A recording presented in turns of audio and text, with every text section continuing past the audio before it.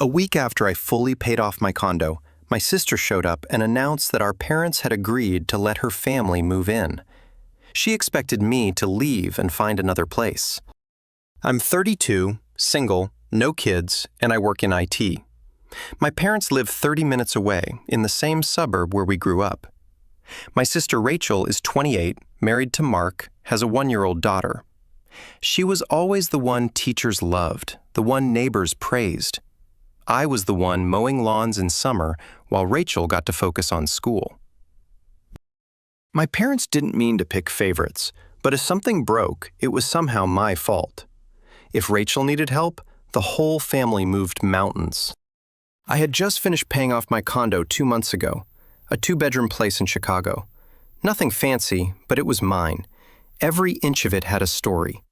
The secondhand fridge that groaned every time it kicked on, the cheap dining table I'd assembled wrong so it wobbled if you leaned on it, the closet I converted into a tiny office because I couldn't afford a bigger place with the real one. For years, this condo was the finish line I crawled toward. I skipped vacations, drove a car old enough to vote, learned to fix leaky sinks from YouTube instead of calling plumbers. My friends went to bars on weekends. I did DoorDash after work for extra cash. And when the bank sent that letter saying mortgage paid in full, I stuck it on my fridge with a dumb magnet shaped like a cow. It felt like the biggest win of my life. So when my sister Rachel showed up out of nowhere that Tuesday afternoon, I thought maybe she came to congratulate me. She doesn't usually visit alone. Most times, if she's in the area, she drags our parents or her husband Mark with her. But this time, it was just her, standing in my doorway, holding a giant iced coffee, looking like she owned the place already. "Hey," I said, stepping aside. She walked in without answering, eyes roaming over everything, like she was inspecting an apartment for rent. She peeked into the second bedroom, the bathroom, even my tiny office closet. She stopped in the kitchen, hands on her hips. "This place is bigger than I remember," she said finally. Thanks." She nodded like she'd confirmed something in her head. Then she turned around and looked straight at me. "So," she began, like we were in the middle of some ongoing discussion. "We've agreed this place should belong to the family now." I blinked at her. "Excuse me?" "A family place," she said again, slower this time, like I was missing the point. "It's ridiculous for you to keep all this room to yourself when Mark and I have a baby and rent is impossible. We'll be moving in. You can find somewhere else." She said it casually, like announcing the weather. I laughed because what else do you do when someone says something insane? But Rachel didn't laugh back. She crossed her arms and raised her eyebrows like I was the one being weird. "Wait, you're serious?" I asked. "Of course," she said. "Mom and Dad agree. It's the best thing for everyone. It's not like you need all this room. It's just you." I looked around my little condo, like maybe she saw some secret ballroom I didn't know about. "You're joking, right? You don't just decide you're moving into my place." Rachel rolled her eyes. "Don't be dramatic. It's a family home now. You'll understand once you have kids." That part made me laugh harder. "Rachel, this isn't a family home. I bought it. I paid for it. It's mine." She waved her hand like that was a minor detail. "Yeah, but come on. It's not fair for you to keep it when we need the space more. You can get an apartment somewhere, something small. You don't even use the second bedroom." I just stood there. I've heard some wild stuff from my family before, but this was a new level. "You've already talked to Mom and Dad?" I asked. "Of course," she said, like it was obvious. "They think it makes total sense." "Do they also think I'm just going to hand over my keys and start packing?" Rachel sighed like I was being unreasonable. "Look, we're not trying to fight. It's just what's best for everyone. Mark's hours got cut, daycare costs keep going up, and you're sitting here with 2 bedrooms and no kids. It's kind of selfish, don't you think?" I blinked at her. Selfish. Because I worked overtime and skipped dinners out so I could have a stable place to live. And now I'm selfish for not giving it away? Rachel grabbed her coffee from the counter like the conversation was settled. "We'll need to move in by the end of next month. Gives you time to find somewhere. She was already heading for the door before I even answered. "Rachel," I said, finally catching up to what just happened. "You're not moving in here." She paused with her hand on the doorknob and gave me this smile. The kind people use when they think you'll come around eventually. "We've already talked to Mom and Dad," she repeated. And then she left. I stood in the middle of my living room, staring at the door after it shut. The fridge kicked on behind me, making that familiar groan. I looked over at the mortgage letter, still hanging there with the cow magnet. For a second, I wondered if I imagined the whole thing. But no, Rachel was serious, and apparently, so were my parents. I didn't feel angry yet, just off balance. Like the floor had tilted a little, and I was waiting to see if it would keep going. After Rachel left, I just stood there for a while, staring at the door, like it might open again. It didn't. I sat down, opened my laptop, tried to focus on work, but my brain kept circling back to what she said. Family asset. Like she and Mark had the right to decide that for me. I figured if I was going to tell the whole story, I should explain how we got here, because this didn't start yesterday. Been working since I was 16. My first job was bussing tables at this greasy diner near our high school. Minimum wage, plus tips if customers felt generous. Most didn't. After that, it was summer shifts at the hardware store, then a part-time gig at the campus library during college. By the time I graduated, I had this habit of saying yes to every extra hour I could get. I lived cheap for a long time. Studio apartment with a view of a brick wall. Furniture off Craigslist. Meanwhile, Rachel was living a completely different life. She's 4 years younger. My parents covered her cheer camp fees, her driving lessons, her prom dress, while telling me they were tight on money when I needed new brakes on my car. Rachel was the golden child. Teachers loved her. Neighbors doted on her. When she forgot assignments, my parents said she was just tired. When I got a B instead of an A, they asked why I wasn't studying harder. It wasn't like she was evil or anything. She was just used to things bending her way. When I was in college, she got into some private university with a price tag that made my stomach hurt. Parents co-signed her loans without blinking. I was at a state school on scholarships and part-time jobs. She studied communications, posted pictures at tailgate parties, spring breaks, trendy coffee shops. I spent nights in the library trying to finish projects before my 6 a.m. shift unloading trucks at the warehouse. When I bought the condo 5 years ago, it was the cheapest decent 2-bedroom I could find in a neighborhood that wasn't falling apart. Needed work, peeling paint, ancient appliances, floors that squeaked in certain spots. But it was mine. I remember signing the papers with hands that wouldn't stop shaking because I was terrified I'd screw it somehow. Rachel came by once back then, walked through the place wrinkling her nose. "It's cozy," she said, which is a polite way of saying small. "It's what I can afford," I told her. She smiled like she was humoring me.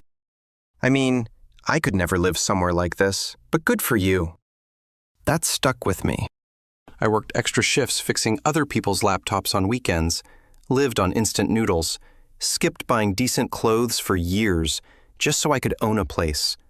And my sister treated it like some starter apartment she was too good for. Fast forward, she marries Mark. He's fine, quiet guy, teaches middle school science, always polite but never really talked much when we were around each other. They rented a nice 3-bedroom apartment not far from here. Newer building, gym, rooftop deck that works. Way nicer than my condo. They had a baby last year. Cute kid.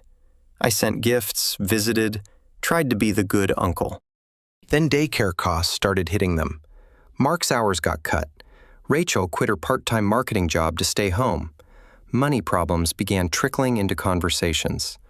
Little comments about bills, rent, tight months. I figured they'd downsize like normal people do when costs get out of hand. Instead, Rachel shows up at my door claiming my condo is now for the family, like it was community property just because we share DNA. And my parents? I wasn't even surprised they took her side. The difference now is this place isn't some family toy everyone gets to borrow. It's the one thing I broke my back to earn for myself.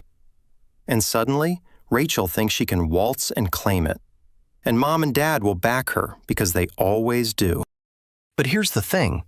I'm not a kid anymore.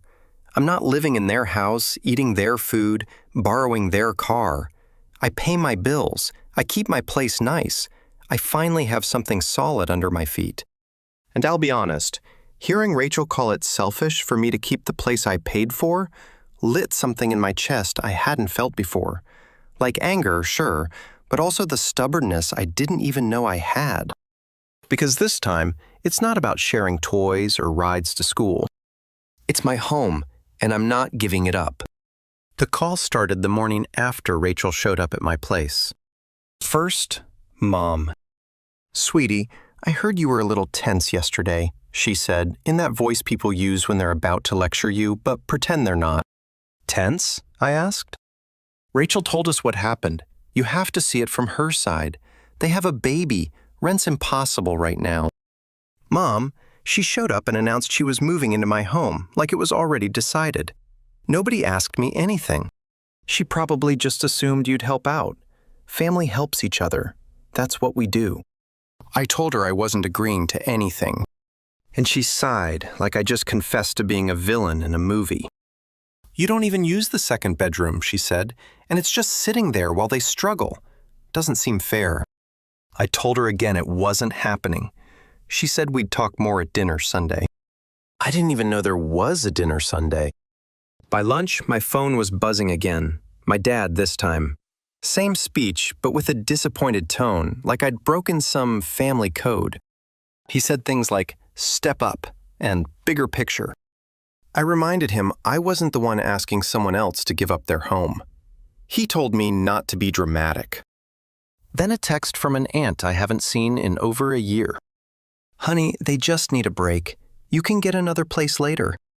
Like people keep spare condos in their back pocket. By that evening, Rachel texted a long message about how this was temporary and for the good of the family. She attached a spreadsheet Mark made showing how much money they'd saved by moving in with me. It had rent at 0, utilities cut in half, and nothing listed for HOA fees or repairs. Like the place maintained itself out of kindness. I didn't respond. Instead, I checked the complex's public site. They post the standard lease terms. Early termination is 3 months' rent. My eyebrows went up. So this wasn't just about wanting more space. This was about avoiding a bill. A couple hours later, I called my friend Sam, who works front desk at a local real estate office, asked him general questions about rental applications, lately denials, stuff like that. He said there had been a lot. High debt, missed payments, credit scores in the tank. He didn't name anyone specifically, but I started connecting dots on my own. I didn't share any of that with Mom or Dad. No point yet. Friday afternoon, another call. Mom again. "We're doing family dinner Sunday," she said. "Everyone will be there. We can talk this through calmly." Calmly, right? I knew exactly how those dinners went. Table full of relatives, all nodding along while someone tells you you're being unreasonable. Voices staying polite until you give in. It's like an intervention, but with lasagna. Still, I said fine, I'd go. Saturday evening, Rachel texted again. "We need to be out of here in 4 weeks. Don't make this harder than it has to be." Harder for who, I wondered. I didn't answer. Sunday came. I drove over to my parents' place after lunch. Their house is the same one we grew up in. Same peeling wallpaper in the hallway. Same couch that sinks in the middle because Dad refuses to replace it. When I walked in, the smell of garlic bread hit me first. The table was already set. Rachel and Mark sat together on one side, like a panel waiting to interview me. My parents hovered in the kitchen. "Hey," I said. Rachel smiled like nothing was wrong. "Hey, we're just about to eat." I knew what the plan was the second I sat down at that table. Rachel had the fake polite smile on, the one she used when she was about to ask for something big. Mark looked like he wanted to be anywhere else. Mom and Dad kept giving each other these silent nods, like they had a script ready to go. Rachel started first. "We only need the condo for a year," she said, voice soft, like she was doing me a favor by setting a timeline. "A year?" I asked. "Well, maybe less," she said quickly. "Depends how fast we get back on our feet." I didn't respond. She pushed the folder of papers toward me again. "Mark and I worked out a plan, budget, timeline, everything." Mark cleared his throat. "It's very organized. We'd cover utilities, obviously. We just wouldn't be paying rent since you already own the place." "Utilities?" I asked, flipping through the pages. "That's it?" Rachel nodded like that was generous. Mom leaned in. "Honey, it's temporary. Think of the baby. She needs her own room." I looked at Rachel. "You rent a 3-bedroom now." "It's too expensive," she said flatly. "So get a smaller place." She didn't like that. Her mouth tightened. "Why should we uproot everything when you have space sitting there unused?" I stared at her. "Because it's my home." Dad sighed, setting down his fork like he was about to deliver wisdom from a mountain. "This is about family working together. You've got the room. They've got the need. It's common sense." I pointed at the papers in front of me. "You wrote this like I already agreed. Did anyone think to actually ask me first?" Silence. Rachel finally said, "We figured you'd be reasonable once you saw the numbers." I flipped to the so-called budget page. No HOA fees listed. No repairs. Utilities cut in half, like electricity bills run on vibes. Rent, 0. I pushed the folder back toward her. "Not happening." Her smile cracked. "Why not? You don't even use the 2nd bedroom." "That doesn't matter." "It's just sitting there while we're drowning in bills," she said, voice rising a little. "And you've got extra space you don't need. It's selfish." There it was again. Selfish. Like the years I spent working double shifts, eating instant noodles, saying no to vacations so I could pay this place off, didn't count. I leaned back in my chair. "I looked at your lease," I said. Rachel froze. "What?" "It's public," I said. 3 months rent if you break it early, right? That's what this is really about." Mark shifted uncomfortably. Rachel's face went red. "And that's none of your business," she snapped. "You're making it my business," I said, keeping my voice even. "You want to move into my home to avoid paying penalties on yours. Be honest about it." Mom frowned. "Is that true?" Rachel glared at me like I'd betrayed her. "We just need a fresh start. Why are you making this so hard?" "Because you showed up and announced you were moving in, like I had no say," I said. "Like my years of work don't matter because you want an easy out." Mark finally spoke. "Look, we're just trying to find a solution that works for everyone." "For everyone or for you two?" I asked. He didn't answer. Rachel looked at Mom, desperate. "Tell him this makes sense. You know it does." Mom hesitated, then said, "Honey, they do have the baby to think about." I cut her off. "Then maybe they should have planned better instead of showing up here with fake budgets and expecting me to hand over my keys." Rachel slammed her hand on the table. "We're family. Family helps each other. Family also respects each other," I said. "You don't get to decide my home isn't mine anymore because you made bad financial choices." Dad finally spoke up. "All right, let's calm down." "No," I said, standing. "You all sat here ready to guilt-trip me like I'm the bad guy for not giving up the one thing I've worked for. I'm not doing it." Rachel's voice shook now. "So you'd rather see us homeless than help?" "You rent a 3-bedroom apartment," I said. "Sell the furniture, break the lease, move to a cheaper place. People do it all the time. But you're not moving in here." Mom looked stunned. "You don't mean that." "I do," I said. "This isn't a debate anymore." Rachel's face went red. Mark stared at the table like the wood grain was fascinating. I grabbed my jacket. "Thanks for dinner," I said, heading for the door. "Good luck with the lease." Nobody stopped me. As I left, I heard Rachel mutter something to Mom about me being cold-hearted. I didn't even look back.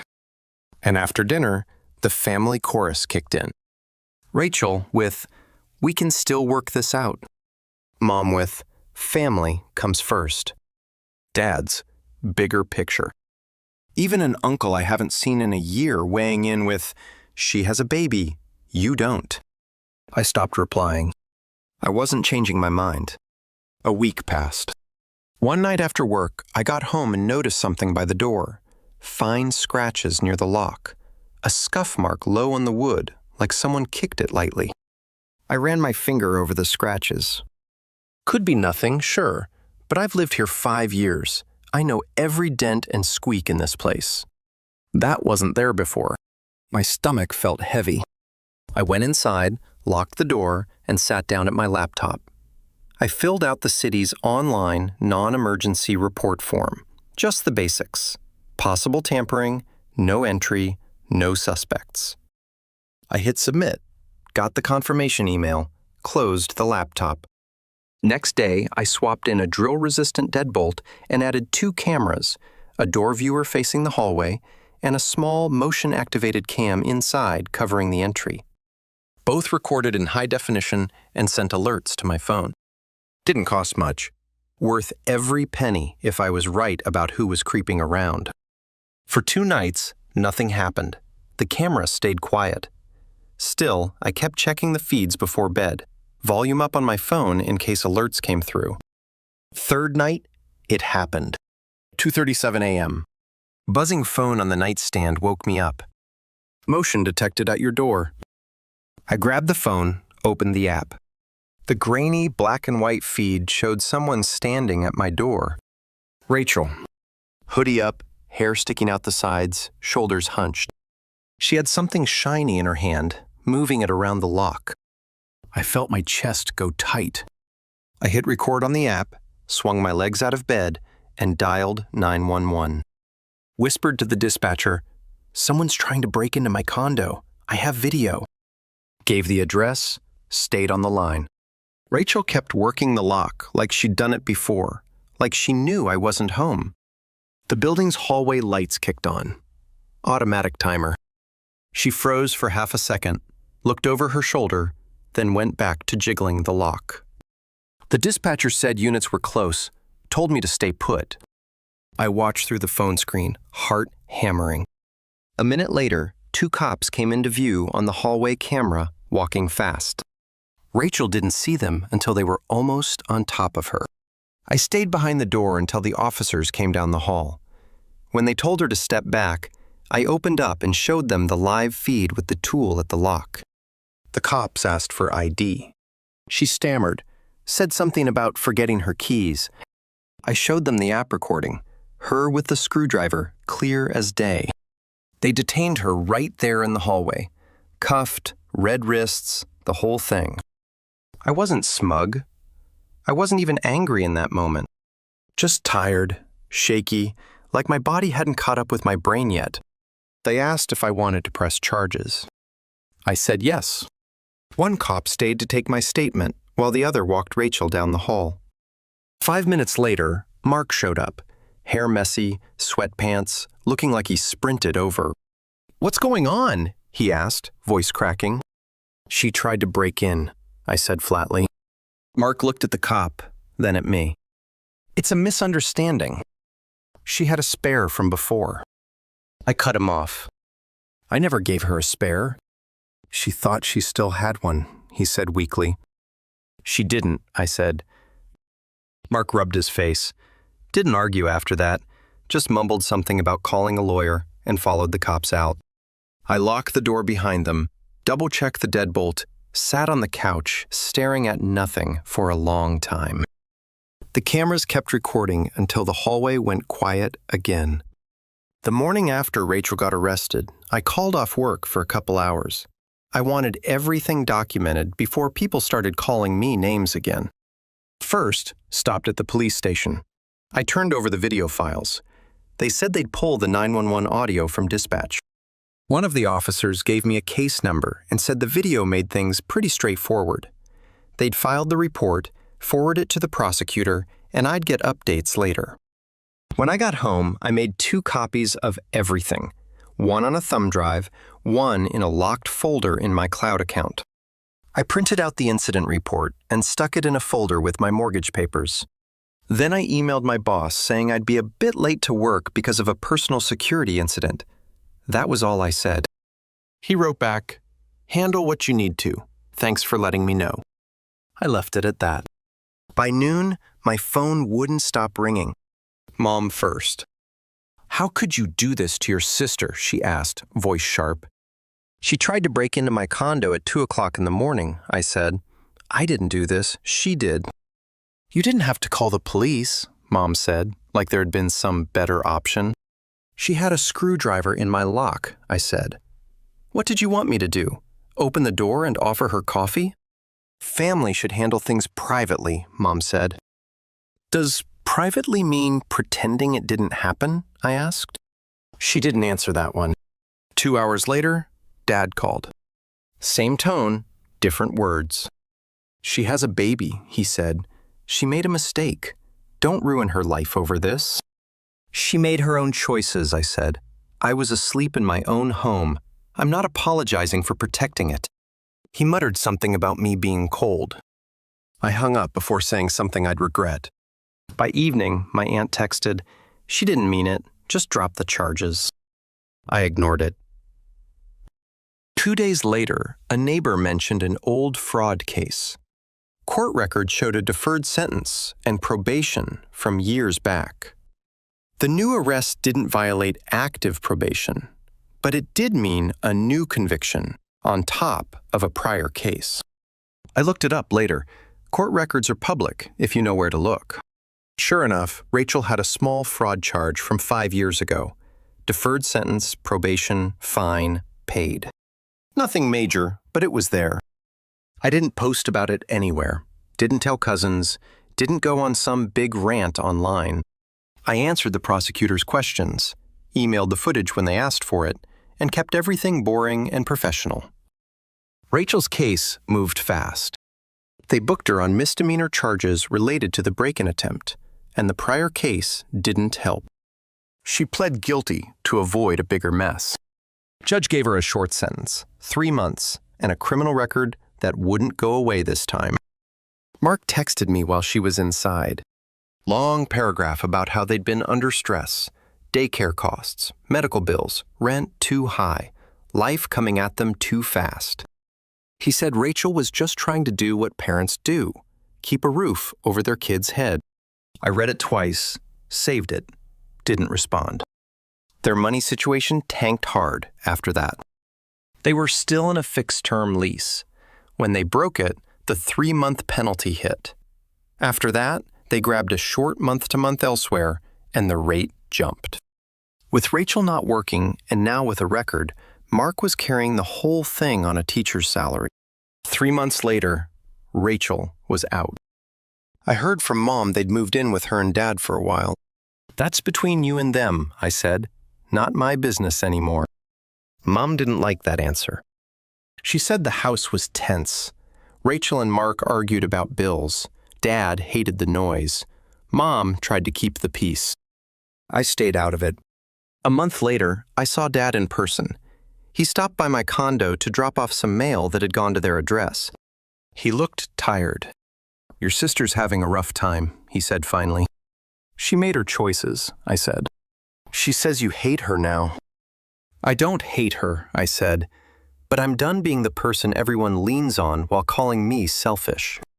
He didn't argue, didn't defend her, just nodded slowly, handed me the mail, and left.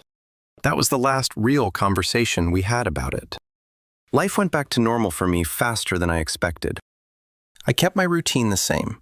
Work in the mornings, gym in the evenings, fixed the sticky window in my living room one Saturday, finally painted the patchy wall in the hallway with cheap rollers and way too much blue tape.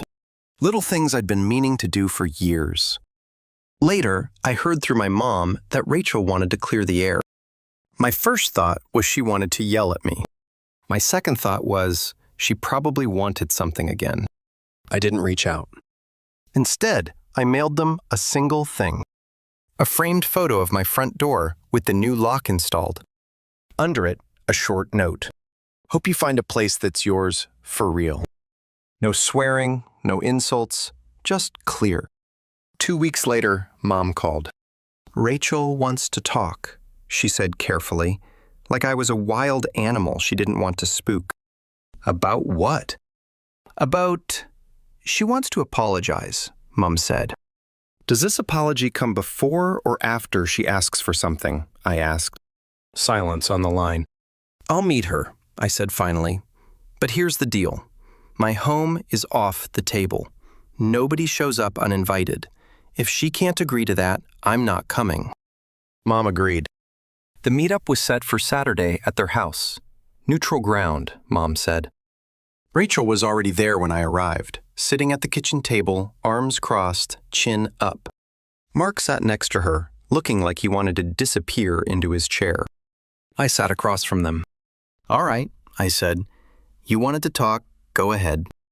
Rachel didn't waste time. You didn't have to call the cops, she started, voice sharp. Family doesn't do that to each other. I stared at her. You tried to break into my home. I was desperate, she said, like that made it fine. You wouldn't listen. You left us no choice. There was a choice, I said. You could have found another apartment, like normal people. She waved a hand. Do you know how hard it is? With a baby? With bills? We needed help. You wanted a free house, I said flatly. We deserved help, she snapped. You don't have kids. You don't understand what it's like. All that space going to waste while we were drowning. I felt my jaw tighten. Space I worked for, space I paid for, while you were calling it small and laughing at it 5 years ago. Rachel rolled her eyes. Oh, come on. That was different. No, I said, keeping my voice even. You treated this place like it was nothing until you needed it. Then you decided it was yours. Not asked, decided. You could have just let us stay a few months, she shot back. But no, you had to make it this big thing. Pressing charges? Really? You ruined my record. You ruined your record, I said. You picked up that screwdriver. You showed up at 2:37 in the morning, not me. Rachel leaned forward, eyes sharp. You think you're better than us because you have a condo and no responsibilities? You think working a few extra hours makes you some kind of hero? I laughed once, short and dry. No, I think it makes me the person who owns the place you tried to steal. Her face went red. We just needed a break. And I needed boundaries, I said. Now I have them. She opened her mouth, but I kept going. You showed up uninvited. You ignored every no I gave you. You tried to break in. And now you're mad at me because there were consequences? Mark finally spoke, voice low. She just means it didn't have to go this far. It went as far as she pushed it, I said. I'm not carrying that for her. Rachel glared at me, fists tight on the table. One day, you'll need help. Don't expect us to be there. I stood up. Good, that way we're all clear. She blinked like she didn't expect that answer. I hope you figure things out, I said, but my home is off limits forever. No debates, no surprises. We're done here. I walked out before she could fire back. Weeks passed after that. Mom tried a couple more times to get everyone together for a family dinner. I told her the same thing each time. If my home comes up even once, I'm leaving. She said she understood. I kept my routine, work, gym, fixing small things around the condo. I bought some cheap plants for the windowsill, upgraded my desk chair. Finally, life felt quiet. One afternoon, a cousin mentioned Rachel had picked up a part-time job at a daycare. Mark grabbed extra tutoring hours at school. After a few months, they found a small rental farther from the city. Cheaper, older place, but theirs. I didn't reach out. Not angry, just done. A year later, the condo looked better than it ever had. Fresh paint on every wall, not just the hallway this time. New locks on both doors. The squeaky floorboard near the bedroom finally fixed after years of promising myself I'd get around to it. I bought a decent couch, got rid of the lumpy one I'd been hanging on to since college, picked up a used rug that didn't clash with the curtains for once. Even the closet office looked better. I mounted a real shelf instead of stacking everything on milk crates. The plants by the windowsill, still alive somehow. A couple even had new leaves. I watered them on schedule, gave them good sunlight, talked to them sometimes when I was bored. Coming home felt different now. Not because the place looked nice, but because it was mine in a way it hadn't been before. I'd open the door after work, hear the deadbolt click behind me, and feel it in my shoulders. The weight of the last year just gone. No surprise visitors, no guilt trips, no phone calls telling me I was selfish. The quiet wasn't lonely. It was steady. For the first time in a long time, I could actually sit on my couch with the TV off. No noise, no drama, and just breathe in my own space without wondering what fight was coming next. Peace. Not victory. Not revenge. Just boundaries that stayed where I put them.